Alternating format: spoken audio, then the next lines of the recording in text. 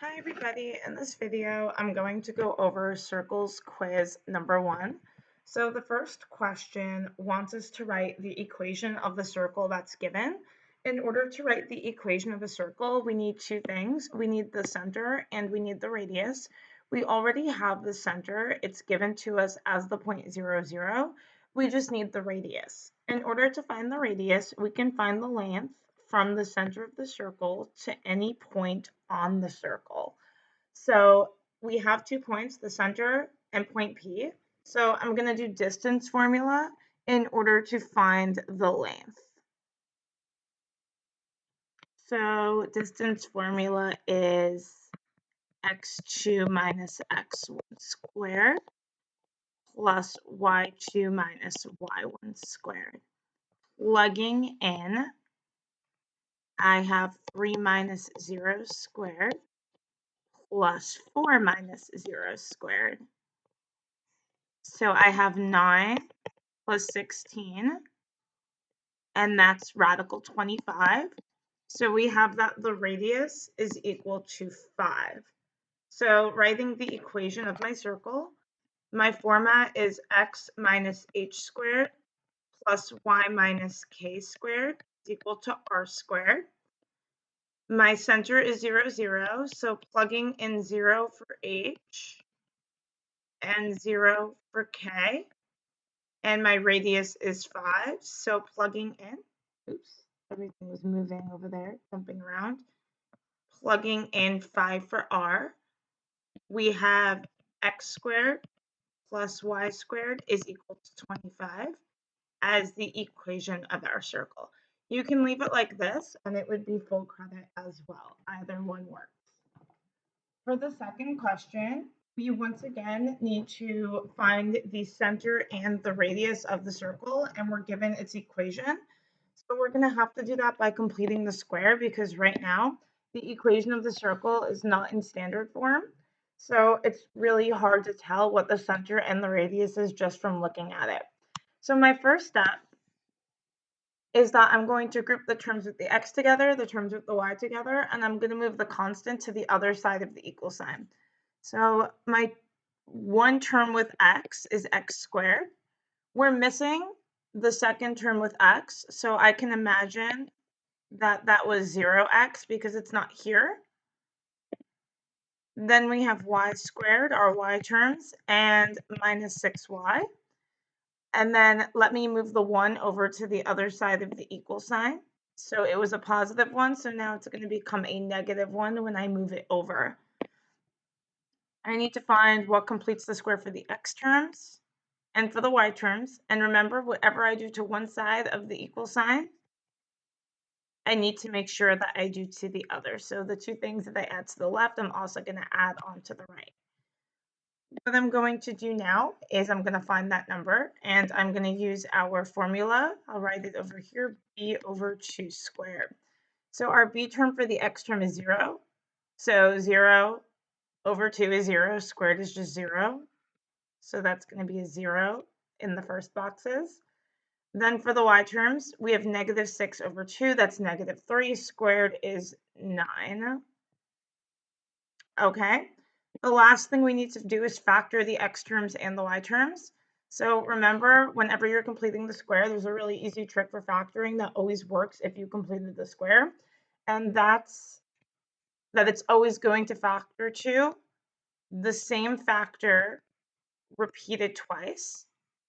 And to figure out what goes next to the x and what goes next to the y, what that factor is going to be, we can just look for the b over 2 before we squared it.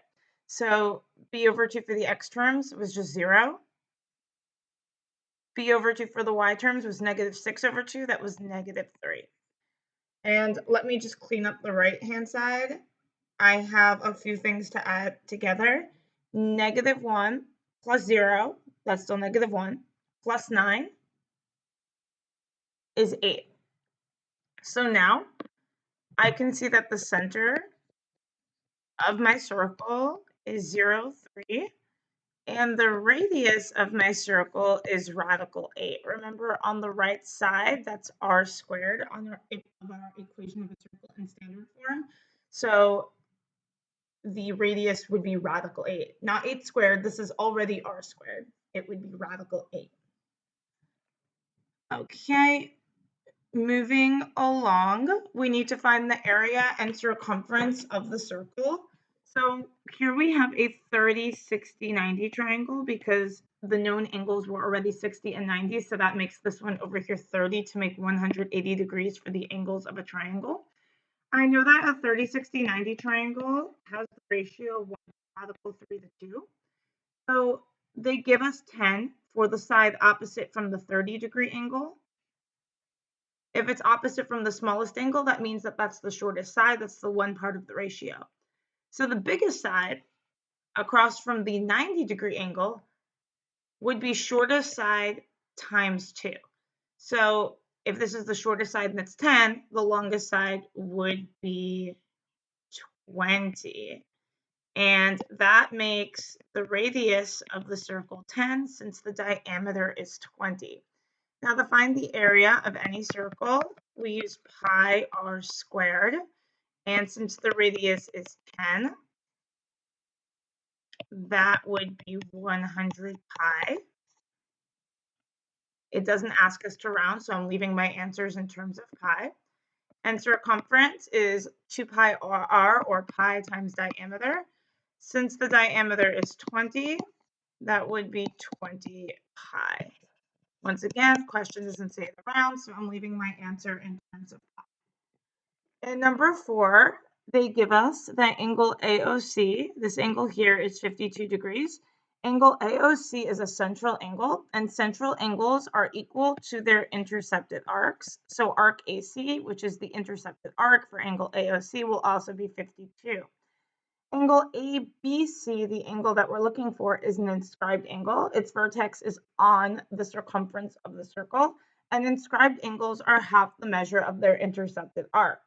Angle ABC is also intercepting arc AC, so it's going to be half of 52. 52 divided by 2 is 26. So measure of angle ABC is equal to 26 degrees. For number 5, we're told that chord AB is 5 centimeters away from the center of circle O, which has a radius of 13 centimeters, and we need to find AB. So it has a radius of 13 centimeters. So radius is from the center to any point on the circle. So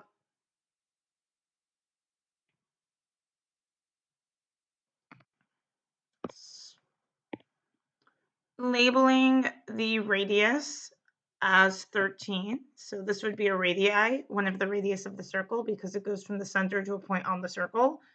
Chord AB is 5 away from the center. Let me put that in. And we need to find AB. So we have a right triangle. So first I'm going to use the Pythagorean theorem to find this missing side. So we're given the hypotenuse, so that's going to be C. A squared could be 5 squared. We're looking for the other leg, so b squared is equal to 13 squared. So here I have 25 plus b squared is equal to 169. Subtracting 25 from both sides, I have b squared is equal to 144. And if we take the square root of 144, we get b is equal to 12. So here we have 12.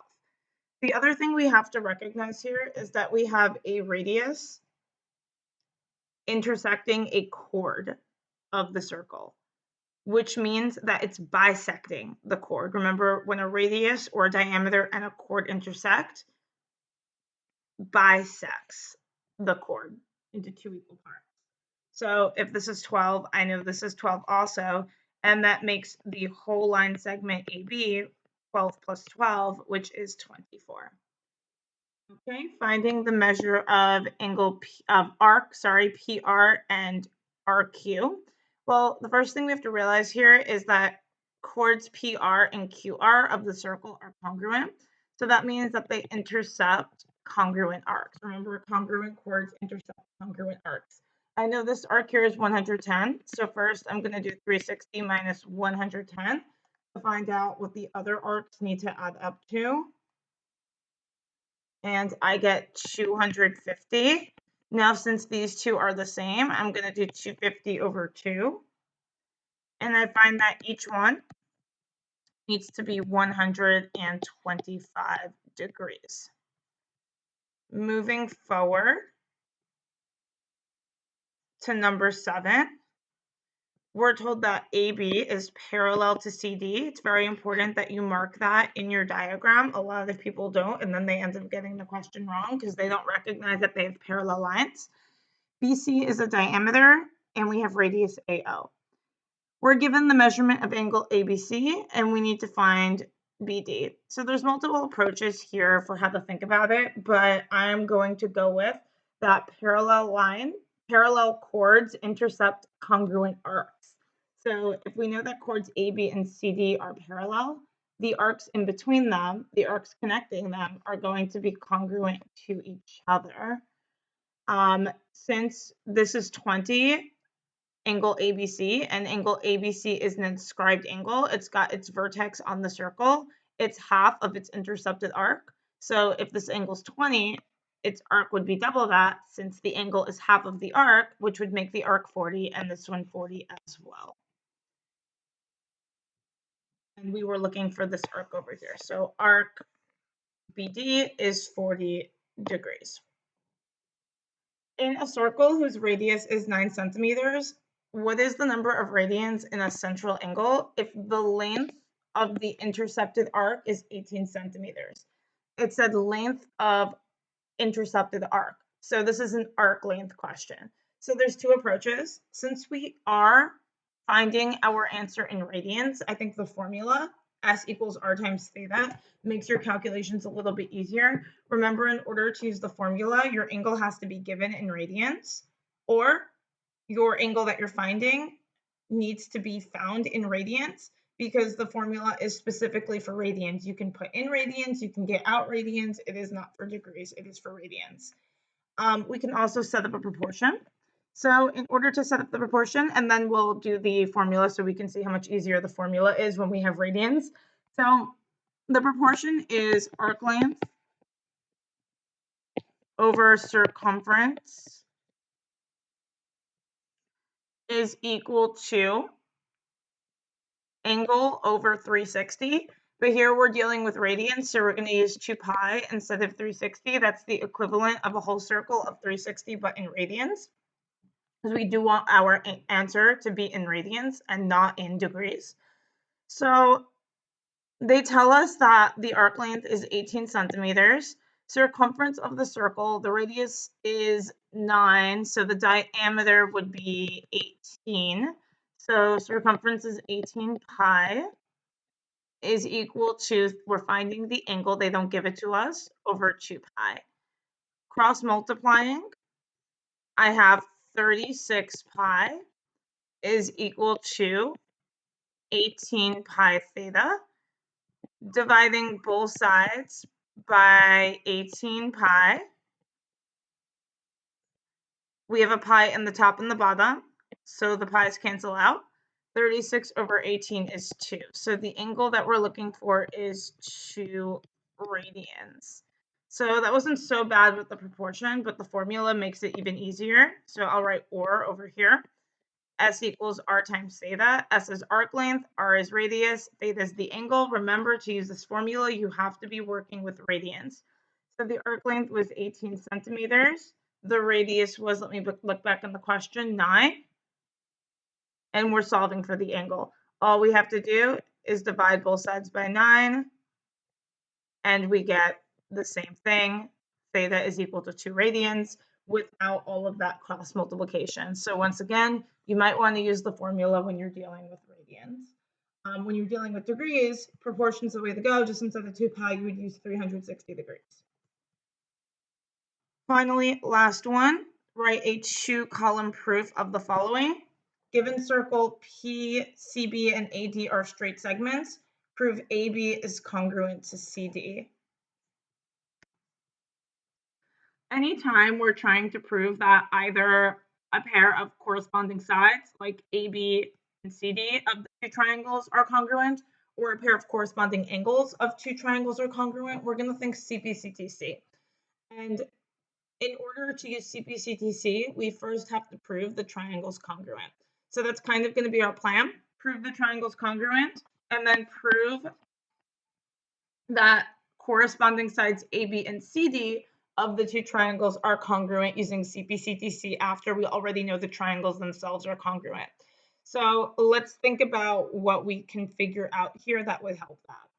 So first, I see vertical angles. That might help. Vertical angles are always congruent. So that gives us a pair of congruent angles in the two triangles. Then I see that angle B and angle D both intercept arc CA. And I do know that inscribed angles that intercept the same arc are congruent. You can also say the same thing for angle C and angle A. They are congruent because they are inscribed angles that intercept the same arc, so they must be congruent. If the arc is 40, both of the angles must be 20 because they're inscribed angles that intercept the same arc. Okay, so angle is not enough to prove triangles congruent. That's for similarity. A lot of people on this quiz used angle. That's for similarity. We want congruence because we want to use CP/CTC to prove that a pair of corresponding sides are congruent in the two triangles. If we were instead proving a proportion or proving a product, well, then we would want the triangles to be similar. Then we could use AA. So we need to get a side from somewhere. So we have P is the center of the circle. So AP and DP are radii of the circle. And we know that all radii of a circle are congruent to each other. You could also make the same statement for CP and for BP. So now we have AAS to prove the triangle is congruent. After that, we can use CP/CTC.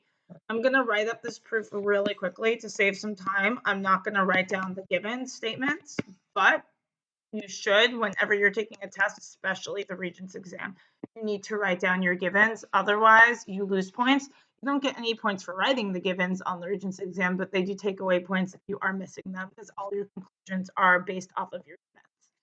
So I'm just going to put down everything that we mentioned. So we mentioned that angle CPD is congruent to angle APB.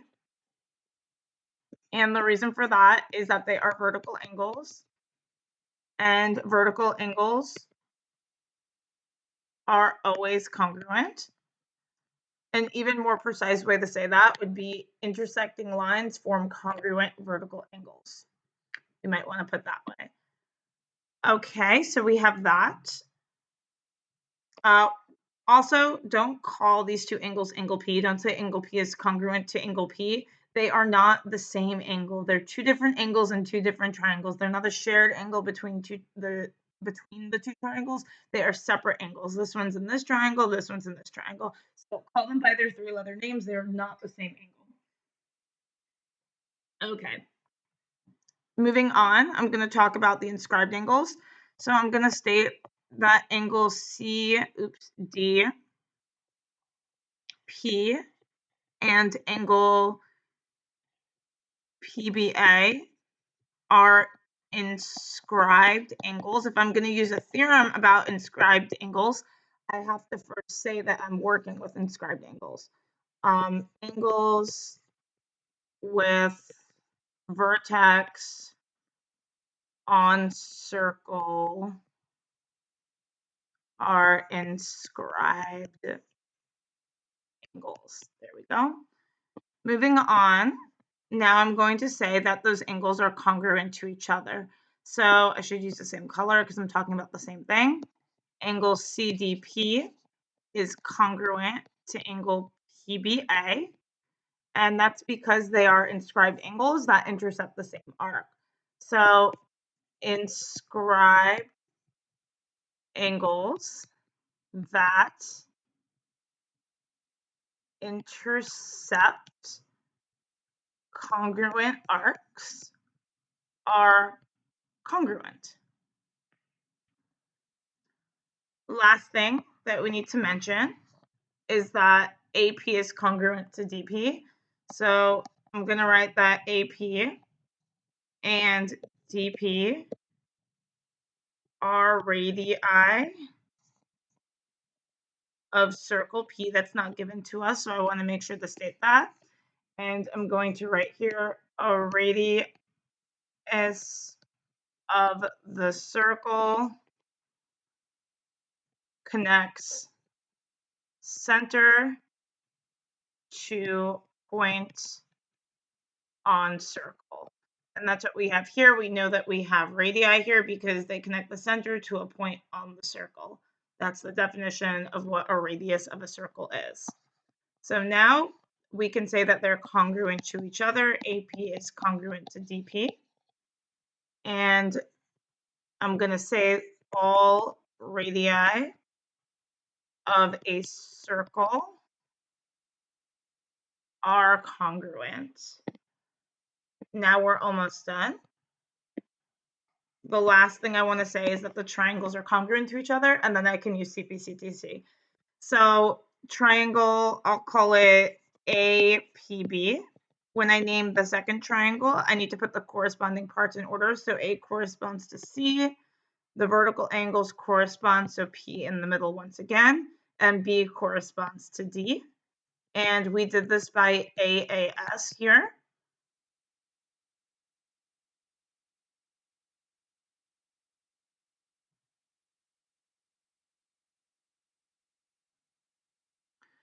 My bad. I'm losing my mind when I'm making this video. Notice how there's AAS in this triangle, but in this triangle, with the radius that I named, I have ASA. I have to have the same method. So in this triangle, I'm just going to move, since I already wrote AAS, I'm going to stick with it. You can use ASA as well, depending on what segments you use. I'm just going to move the congruent radius to over here. CP is a radius of the circle. So it's congruent to AP. I just got to change a couple things here. Instead of DP, let me change that to CP so that we can have AAS. And let me change over here to CP. So it's important to go back and check your work. I just realized that I did that. Okay, and everything's still valid. These are congruent to each other because they're both radii of the same circle. Awesome. Okay. Last, now that we know the triangles are both congruent to each other, we can definitely say that AB is congruent to CD by CPCTC. Corresponding parts of congruent triangles are congruent. If we already showed the triangles are congruent, then we can say another pair of corresponding sides is also congruent as well.